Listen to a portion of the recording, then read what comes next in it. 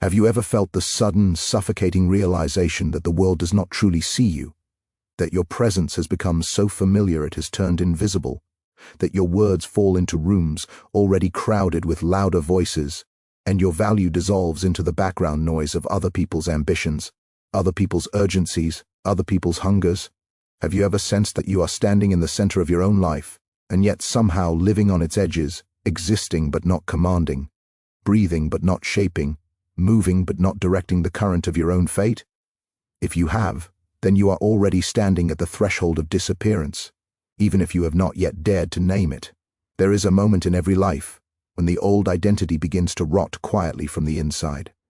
It does not collapse dramatically. It does not announce its decay with sirens and smoke. It erodes in silence. It erodes in the repeated compromises you make when you swallow words that could have drawn boundaries, in the delayed decisions that slowly train others to decide for you, in the reflex to please that transforms your spine into soft clay. You wake up one day and realize that your name has become a convenience to others, not a force. Your presence is tolerated, not anticipated. Your absence would be noticed only briefly, like a flicker in a room where too many lights are already burning. Machiavelli would recognize this moment instantly. He would not console you. He would not encourage you to be patient or kind to yourself.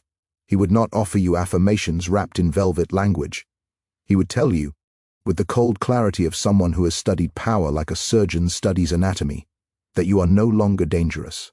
And to be no longer dangerous is to be no longer relevant. Danger, in the Machiavellian sense, is not violence. It is not cruelty for its own sake. It is not the animal snarl of uncontrolled rage. Danger is the silent understanding, shared by those who move pieces on invisible boards, that you possess leverage, that you can withhold something others need, that your decisions create consequences that ripple outward, that your presence changes outcomes. The moment you lose that, you become soft ground, and soft ground is always stepped on. So the question is not why you feel unseen. The question is why you allowed yourself to become visible in the wrong way, predictable, available, transparent, always there, always answering, always explaining, always adjusting. You taught the world that your time is cheap, that your boundaries are flexible, that your emotional labor is free, that your loyalty is unconditional. You trained them, and they learned quickly. To disappear is not to run away. It is not to vanish into cowardice or retreat into bitterness. To disappear is to remove your energy, your explanations, your emotional labor, your predictability, and your accessibility from the systems that have learned to extract them from you without cost. It is to step out of the role you have been assigned and into the shadow, where identities are stripped down and rebuilt. It is the deliberate erasure of an old version of you that has become strategically obsolete. Disappearance is not an absence, it is a recalibration. When Machiavelli wrote about princes who lost their states, he did not describe their downfall as a single event. He described a slow softening, a gradual loss of awe, a fading of fear, a dilution of presence. Power did not abandon them overnight. It leaked away in small concessions, in tolerated insults, in forgiven betrayals, in compromises that seemed harmless at the time. By the time they realized they were no longer commanding loyalty, it was already too late. They were still wearing crowns, but they were no longer ruling. You may not wear a crown, but you rule something: your time, your attention, your loyalty, your emotional availability, your labor, your creativity, your silence. These are currencies whether you acknowledge them or not, and you have been spending them without negotiation.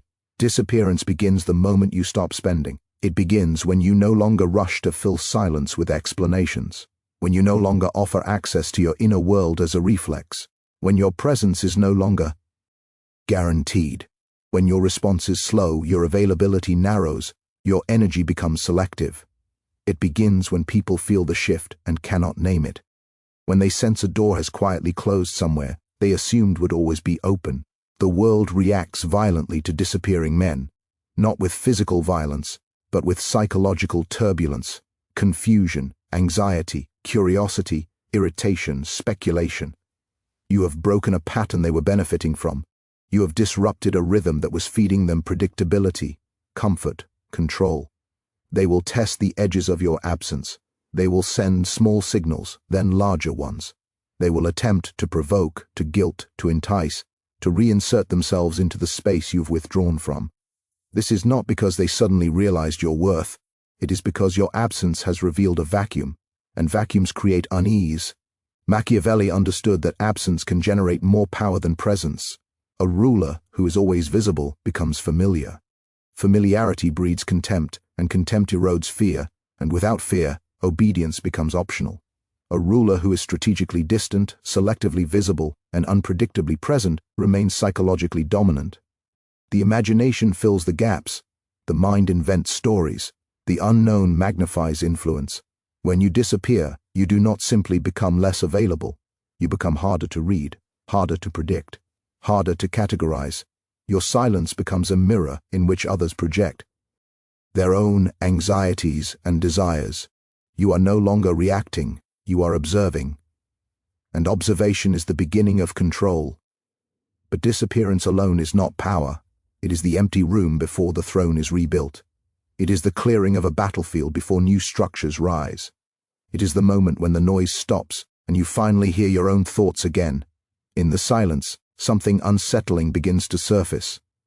You start to see how much of your life has been shaped by the expectations of others, how many of your decisions were reactions rather than declarations, how often your worth was measured by usefulness rather than presence, how frequently you were chosen last but leaned on first, how consistently your generosity was interpreted as obligation. This is the psychological disassembly phase. It is uncomfortable, it is lonely. It feels like stepping out of a crowded room into a dark corridor where no one is applauding, no one is validating, no one is watching. But this corridor is where the architecture of your next identity is drawn. Machiavelli believed that a ruler must be willing to be misunderstood. He must be willing to endure whispers, rumors, and distorted narratives while he reshapes the foundations of his power. Because public opinion is reactive, shallow, and easily manipulated. Strategy is quiet, transformation is private, and strength is built away from the eyes that would try to define it prematurely. You begin to re-engineer yourself in silence. You audit your habits, your reflexes, your emotional triggers. You study where your energy leaks. You identify which people benefit from your weakness. You notice who grows uneasy when you stop explaining yourself. You observe who only contacts you when they need something, who only listens when it serves them, who only respects you when you are useful. You do not confront them. Confrontation reveals too much. You withdraw instead. You let patterns expose themselves. You allow absence to act as a truth serum. And the revelations that surface are often brutal. Some will forget you faster than you expected. Others will become strangely obsessed. Some will attempt to rewrite the story of your absence to protect their ego. Some will grow nervous and suddenly kinder. Some will test your boundaries. All of them will reveal how they truly valued you. This is not about bitterness. This is about intelligence. The man who disappears is not running from the world. He is studying it from a higher vantage point. He is learning where influence flows, where dependency hides, where loyalty fractures, where respect is conditional, and where power is silently negotiated in gestures and silences rather than in words. As the days of your disappearance accumulate, your nervous system begins to recalibrate. You are no longer reacting to every stimulus. You are no longer pulled by every emotional hook. Your mind slows, your attention sharpens, you become harder to provoke, you become more deliberate. You begin to sense the subtle manipulations that once passed unnoticed. You feel the difference between flattery and respect, between interest and extraction, between connection and convenience. This is the internal fortress being built. Machiavelli warned that those who wish to rise must first unlearn their old dependencies. You cannot construct dominance on top of a foundation built for submission. You cannot command while still seeking approval. You cannot become formidable while still fearing disapproval. You cannot be sovereign while your self-worth is outsourced to other people's reactions. So you starve the old identity. You stop feeding it attention. You stop justifying it. You stop defending it. You let it weaken. You let it dissolve. And in its place, something quieter and heavier begins to form. You begin to measure your words before releasing them. You stop volunteering your plans. You start listening more than you speak. You invest your time where it compounds rather than where it drains. You cultivate skills in silence. You sharpen your body. You discipline your mind. You strengthen your emotional core so that praise and criticism no longer tilt your balance. You become less emotionally readable. Not cold, but contained. Not distant, but centered. Your reactions shrink. Your presence deepens. Your silences lengthen. Your gaze steadies. People start to feel something shift, even if they cannot explain what it is. This is the prelude to return, because the man who disappears is not erasing himself. He is compressing himself. Like matter collapsing under gravity, becoming denser, heavier, more potent.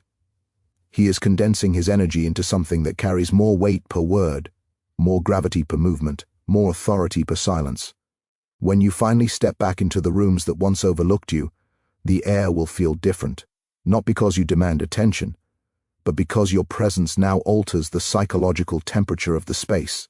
You will no longer be absorbed into the background. You will no longer be instantly decoded. You will no longer be predictably available. You will be a variable, and variables command caution. But this return must be timed. It must be deliberate. It must be strategic. Machiavelli wrote that timing is the invisible weapon of power. To act too soon is to reveal weakness.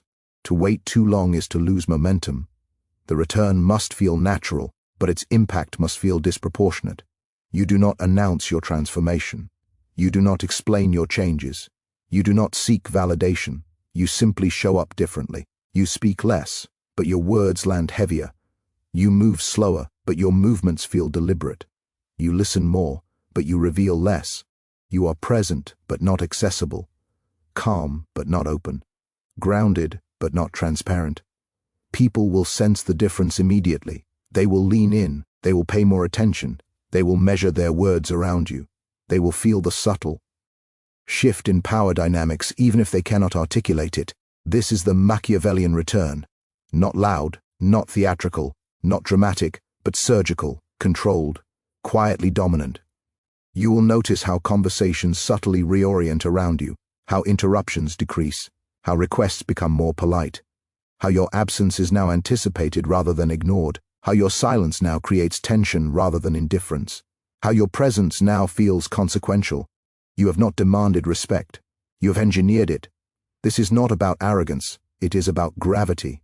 And gravity is created by mass, by density, by compression, by inner structure, by the invisible architecture of a man who has rebuilt himself in silence while the world was too distracted to notice. You are no longer chasing value. You are becoming it. And this is only the beginning. The first sensation you feel after disappearance is not strength. It is emptiness, a hollow quiet where noise once lived, a silence that hums against your ears in the evenings when no messages arrive, when no one asks where you are, when no one needs your opinion, your comfort, your availability. At first it feels like loss, like something essential has been cut away. Your nervous system, trained for years to respond to external signals, begins to twitch in the absence of stimulation. You reach for your phone out of reflex. You replay conversations in your head. You wonder if you have made a mistake. This is the withdrawal phase. You are detoxing from being needed. Machiavelli would recognize this discomfort as a necessary purification. He believed that dependence is the invisible leash of power. Whoever needs less has more leverage. Whoever can walk away controls the frame.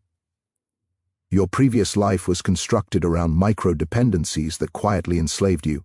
You depended on approval. You depended on inclusion. You depended on being understood. You depended on being liked. And in return you surrendered strategic ground. You surrendered emotional sovereignty. You surrendered the ability to move without accounting for the reactions of others. So the emptiness arrives to strip you of these attachments. It creates a vacuum in which you are forced to sit with yourself without the mirrors of other people's opinions. This is when you begin to encounter the unfiltered version of your own mind. Not the curated self that adapts to social rooms, but the raw internal voice that questions, fears, plans, remembers, and imagines. You start to see how much of your identity was a performance, and how little of it was a foundation. The old you wanted to be accepted. The emerging you wants to be sovereign. Sovereignty begins with control over attention.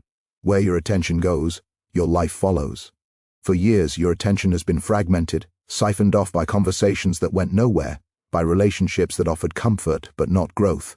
by obligations that rewarded loyalty but punished ambition. You were busy but not advancing, engaged but not evolving, known but not respected. Now your attention collapses inward. It becomes centralized. Focus sharpens. You start to feel time differently. Days stretch, nights deepen. Your mind begins to wander into territories it was too distracted to explore before. You start thinking in longer arcs. You imagine futures not as fantasies but as architectures. You ask harder questions. You interrogate your own patterns. You notice where you self-sabotage. You see where you shrink yourself to maintain harmony. You recognize how often you chose safety over expansion. This is the psychological excavation phase. You are unearthing the reasons you became small, and they are rarely flattering. You see the childhood conditioning that taught you to avoid conflict, the social rewards that trained you to prioritize being liked over being effective, the subtle punishments that followed every attempt to assert yourself. You see how early lessons hardened into reflexes, how those reflexes shaped your adult decisions, how your adult decisions shaped your current position. You are tracing the invisible chain that led you here. Machiavelli would not pity you for this. He would tell you that most men live inside scripts written by other people. Scripts written by family, by culture, by institutions, by lovers, by fear. They think they are choosing freely while repeating patterns installed long before they understood power. To become formidable, you must become conscious of the script and then burn it, so you begin rewriting yourself. Not with affirmations, not with slogans, with systems. You redesign your daily rituals to serve strength rather than comfort. You restructure your environment to reduce friction and increase discipline. You remove stimuli that keep you reactive. You add challenges that force adaptation. You treat your mind like a weapon that needs sharpening, not a child that needs constant soothing. You read differently now. You listen differently. You move differently. You start to notice that most conversations are emotional transactions disguised as connection, that many people are unconsciously negotiating status, validation, and reassurance rather than exchanging truth. You become less emotionally available to manipulation. You stop rewarding drama with attenti. On. You stop rescuing people from the consequences of their own choices. You stop volunteering your energy to those who have not earned your investment. Your internal posture changes. Your shoulders settle. Your breathing deepens. Your voice lowers slightly. Your eye contact becomes steadier. These are not techniques. They are byproducts of inner consolidation. You are no longer fragmented. You are becoming coherent. Coherence creates presence. Presence creates gravity. And gravity reshapes power dynamics without a word being spoken. When you do occasionally step back into social spaces, even briefly, you notice the shift. People lean in more. They fill silences faster. They seek your reactions. They sense something has changed but cannot identify what. You have not announced your transformation. You have not asked for recognition. You simply feel heavier in the room. Your stillness now carries more signal than your old enthusiasm ever did. This is the early stage of your return. But you are not fully back, not yet. You are testing the waters. You are measuring how your new internal structure interacts with external dynamics. You are learning how your silence alters conversations. You are watching who adjusts their behavior and who does not. You are mapping the social terrain from your new vantage point. Machiavelli believed that a wise ruler studies reactions before making declarations. He watches the movement of others to understand where influence truly flows. You are doing the same. You are collecting data through presence and absence. You are learning where your leverage lies now. You are discovering who respects you for who you are becoming, rather than who you used to be. Some will feel threatened. Your composure exposes their chaos. Your boundaries confront their entitlement.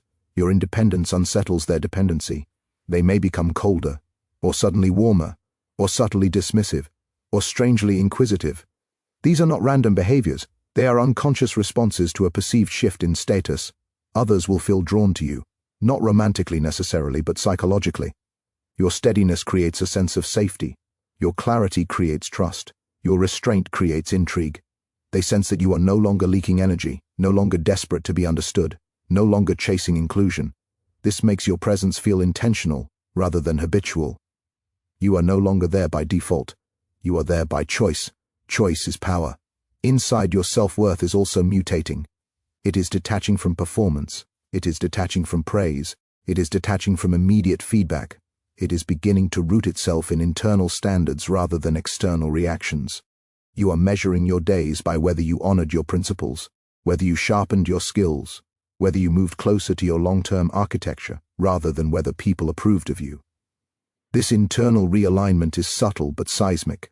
It is the difference bet. Wean a man who negotiates with the world for his value, and a man who carries it as a given. Machiavelli understood that reputation is a weapon, but only if it rests on an unshakable inner core. Otherwise it becomes a trap. You are building that core now. Quietly, patiently, without ceremony. Your discipline tightens. You stop tolerating your own excuses. You reduce indulgences that dull your edge. You train your body not for appearance, but for resilience. You train your mind not for comfort, but for clarity. You build routines that make you harder to destabilize. You are engineering psychological armor. As weeks turn into months, your old life begins to feel distant, almost unreal. The version of you who used to over-explain, over-give, overextend, and overthink now feels like a character you once played, rather than a person you still are. You feel less emotionally reactive, less needy, less available for nonsense, more grounded, more self-directed, more internally silent. Silence becomes your sanctuary, not an empty silence, but a dense, controlled quiet that feels like standing inside thick stone walls. You feel protected by your own structure. This is when you realize something profound. You no longer fear being forgotten, because you are no longer trying to be remembered.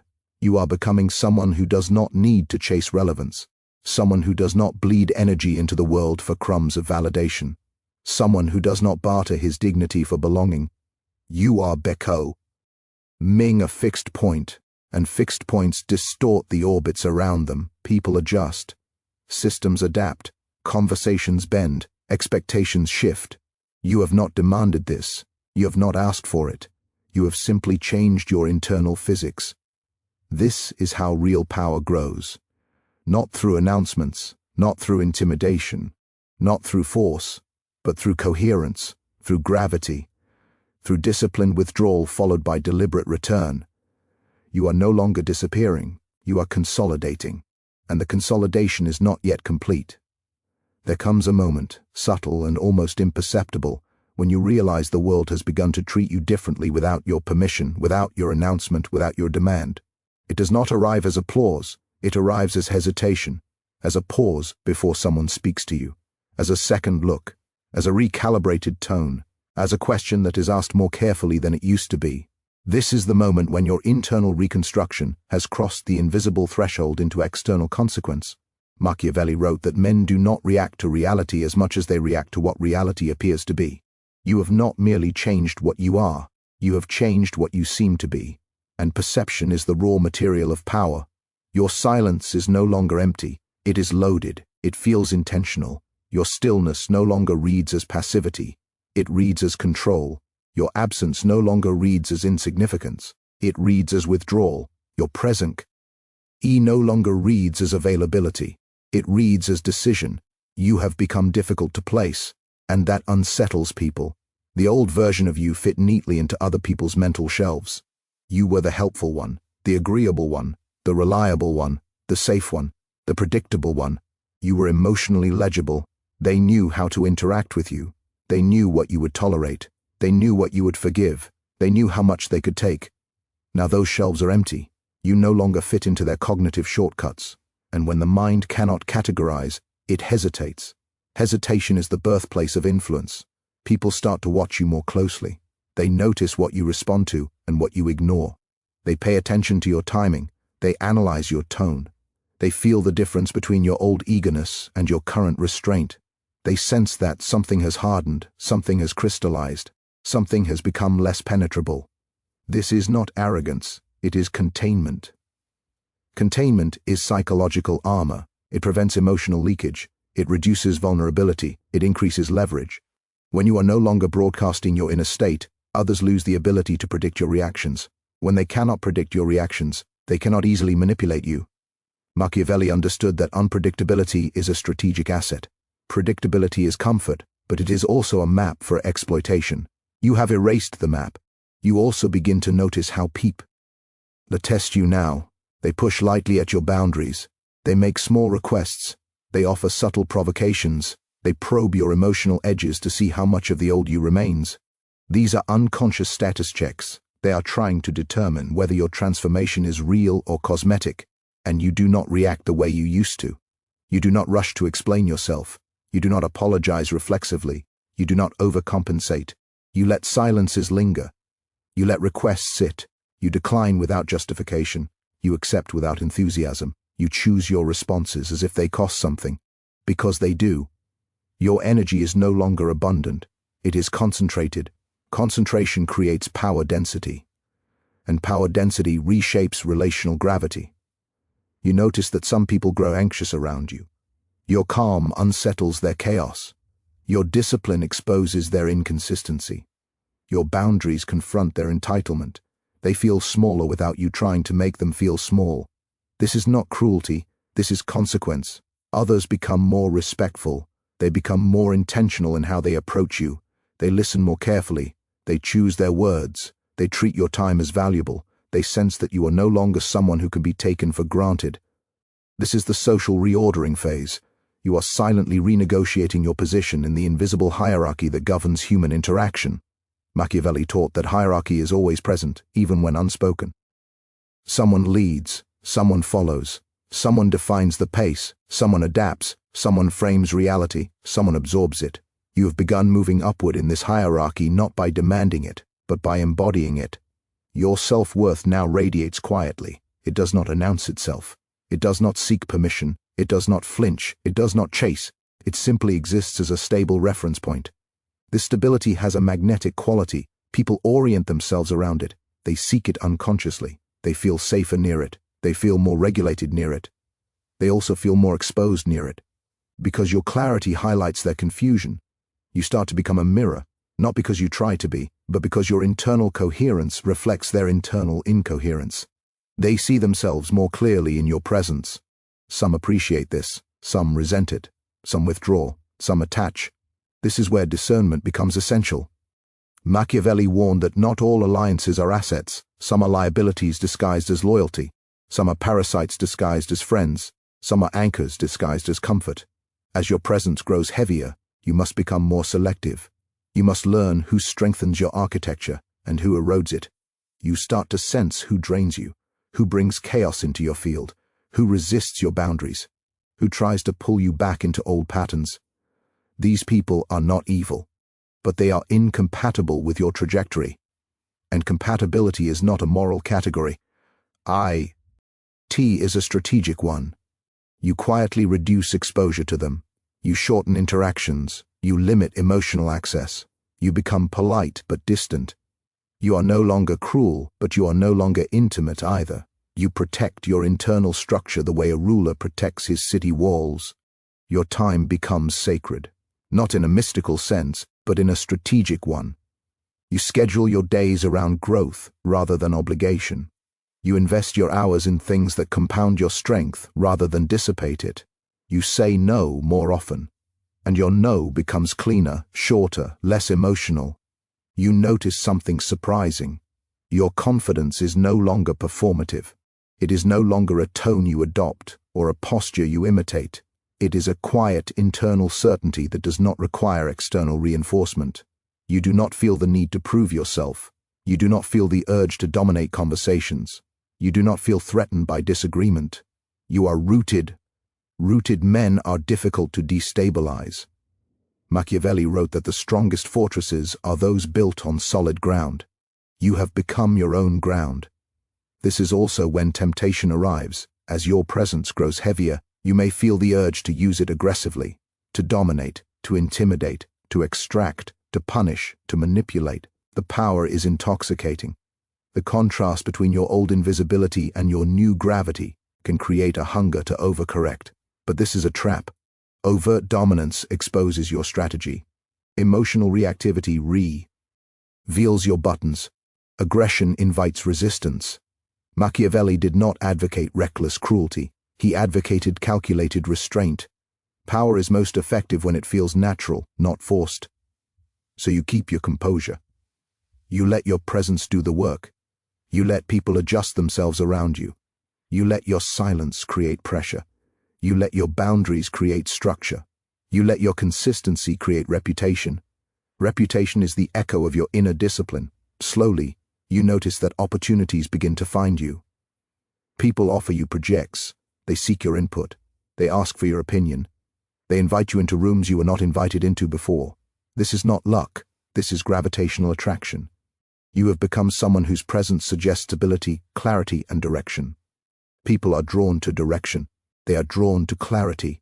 They are drawn to stability, especially in a world saturated with noise, confusion, and emotional volatility. You are becoming a quiet anchor, but you are not finished, because true dominance is not merely about being respected. It is about shaping outcomes.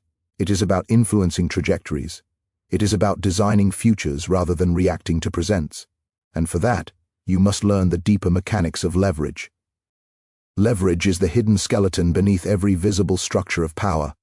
It is the quiet architecture that determines who adapts and who commands, who waits and who decides, who bends and who remains still. You begin to see it everywhere once your eyes have been sharpened by silence. In conversations, in contracts, in friendships, in love, in families, in workspaces, in hierarchies that pretend they do not exist. You realize that almost every interaction is an exchange of invisible currencies, and that the man who controls the rarest currency in the room controls the room. You have stopped flooding the world with your availability. This has already made your time rarer. But rarity alone is not enough.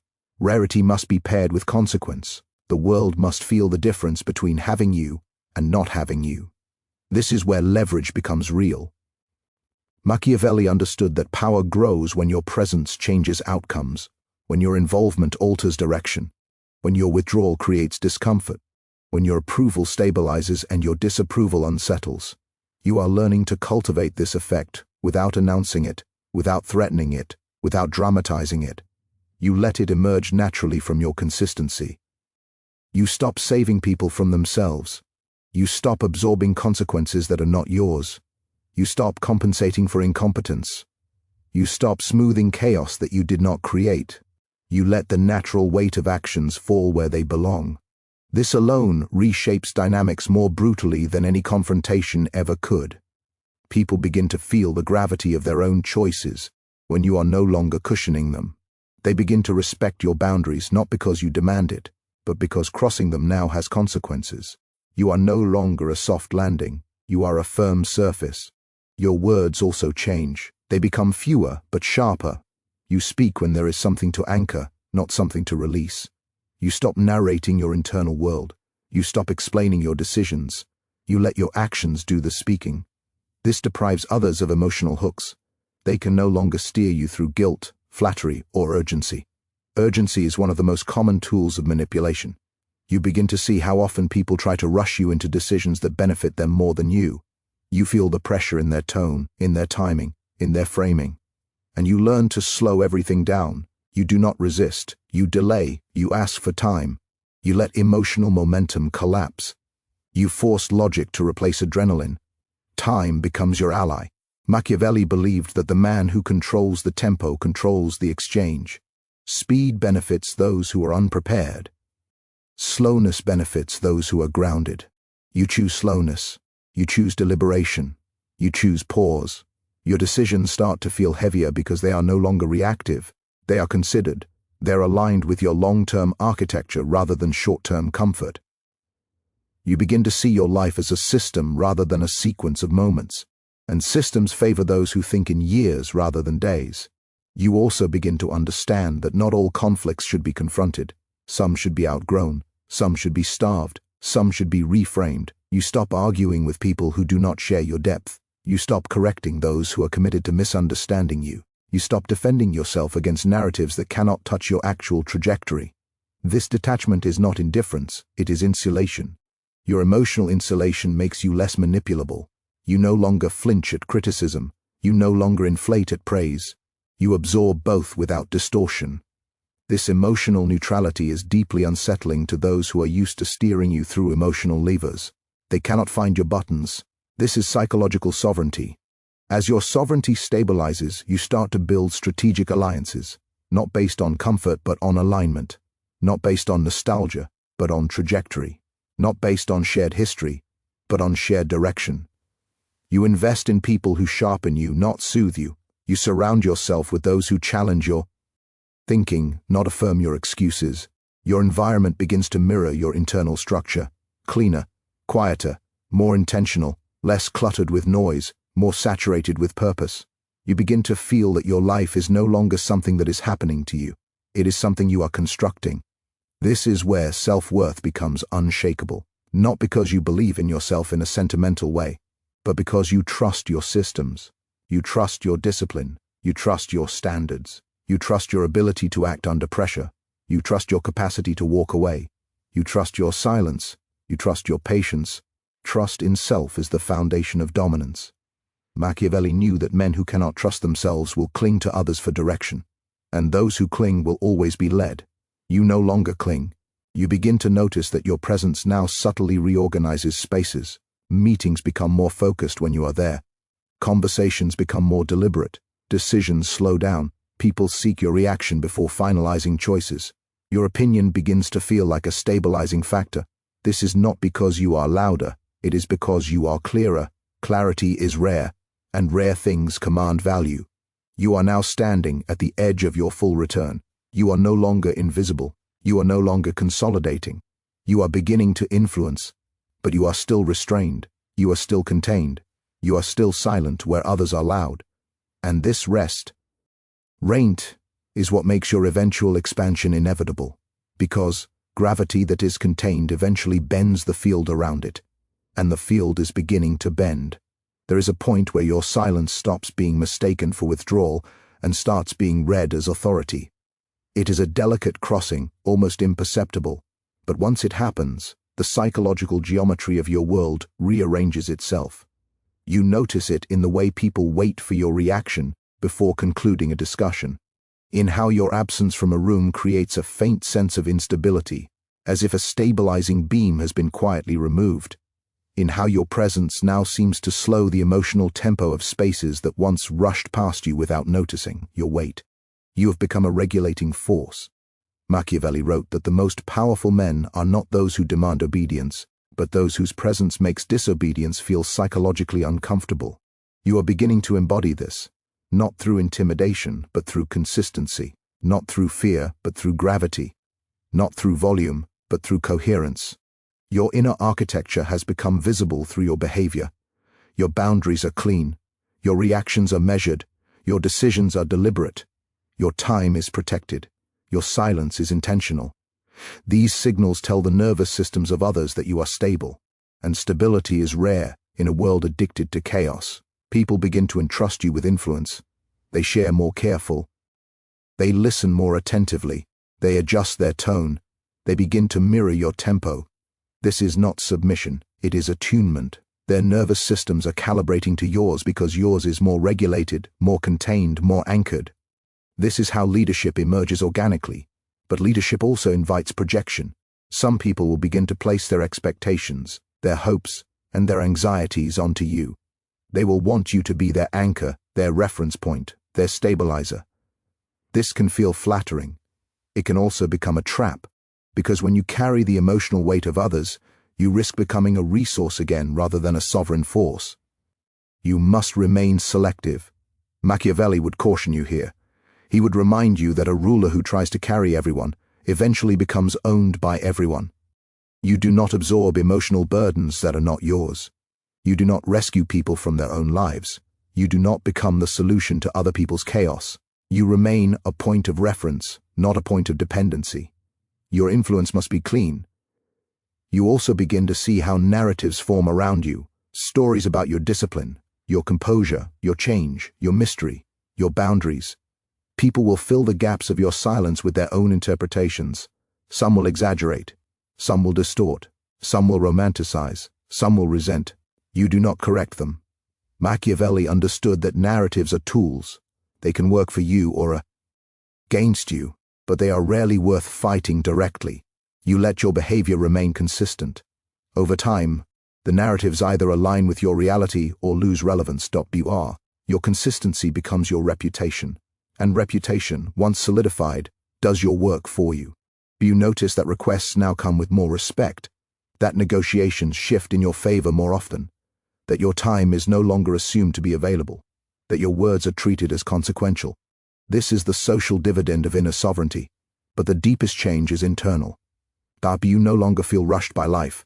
You no longer feel pulled by every emotional wave. You no longer feel the need to prove yourself in every room. You are rooted, you are centered, you are self-directed. Your self-worth has moved from an emotional state to an operational reality. It is no longer how you feel about yourself, it is how you function, it is how you choose, it is how you respond, it is how you withdraw, it is how you protect your time, it is how you maintain your standards even when no one is watching. Br now structurally strong, and structural strength invites expansion. Br opportunities begin to widen. You are invited into deeper conversations, more strategic rooms, more influential circles. People seek your perspective not because you are loud, but because you are precise. Not because you are charismatic, but because you are grounded. Not because you promise comfort, but because you deliver clarity. You begin to shape outcomes, not dramatically, not publicly, but quietly, through your timing, through your questions, through your silence, through your willingness to walk away, through your refusal to be rushed, through your consistency. You are now operating at a higher layer of reality, where outcomes are influenced not by emotion but by structure, where power is negotiated not through confrontation but through positioning, where respect is not demanded but assumed. You have become a variable that changes equations, and the old version of you would not recognize this life, because the old version of you was living inside reactions, inside dependencies, inside other people's expectations, inside emotional loops, inside borrowed identities. You have stepped out of that architecture. You are now building your own, and the final phase remains, because true dominance is not merely about personal sovereignty. It is about what you leave behind in the minds of others. It is about the psychological imprint you create. It is about becoming unforgettable without needing to be visible, and that is where your return becomes permanent. There is a moment, quiet and unannounced, when you realize that you are no longer becoming, you are being. The hunger that once drove you has cooled into clarity. The noise that once defined your days has collapsed into a steady internal silence. The restlessness that once pushed you to chase approval, affection, attention, and permissio has dissolved into a grounded certainty that does not require witnesses. You are no longer reacting to life. Life is now reacting to you. Rooms no longer shape your posture shapes rooms. Conversations no longer set your tone sets the emotional climate. Expectations no longer pull you forward. Your presence bends them inward. This is not arrogance, this is arrival. Machiavelli understood that the most dangerous men are not the loud ones, the violent ones, or the theatrical ones. They are the men who are internally immovable, the men whose identities cannot be bargained with, the men who cannot be rushed, guilted, seduced, or destabilized, the men whose silence carries consequence, and whose absence creates instability. You have become that man. You have crossed the invisible border between needing to be seen and choosing to be known, between needing approval and commanding respect, between needing to belong and becoming the ground others orient around. You are no longer a variable inside other people's stories. You are now the author of your own architecture. And here is the final truth Machiavelli would whisper to you in the dark if he stood beside you now. Power is not seized, it is assumed. It is assumed through consistency, through restraint, through silence, through standards, through the ability to walk away, through the discipline to remain unmoved when others are emotional, unstable, impatient, and desperate. Your disappearance, was not an escape, it was an initiation. Your silence was not weakness, it was compression. Your return was not a comeback, it was a recalibration of the psychological order around you. From this moment forward, you move differently, you choose differently, you tolerate differently, you speak differently, you invest differently, you withdraw differently. You do not negotiate your worth, you do not chase validation, you do not over-explain your boundaries, you do not apologize for your standards, you do not beg for space in rooms that are not aligned with your direction. You are now the man people feel before they understand. You are the calm in chaos, the gravity in noise, the stillness that unsettles unstable minds. The reference point others unconsciously orient toward, and you do not announce this, you live it. So now, stand up in your own life. Withdraw your energy from spaces that dilute you. Withdraw your loyalty from those who drain you. Withdraw your explanations from those who misuse them. Withdraw your presence from rooms that do not deserve it. Rebuild your discipline.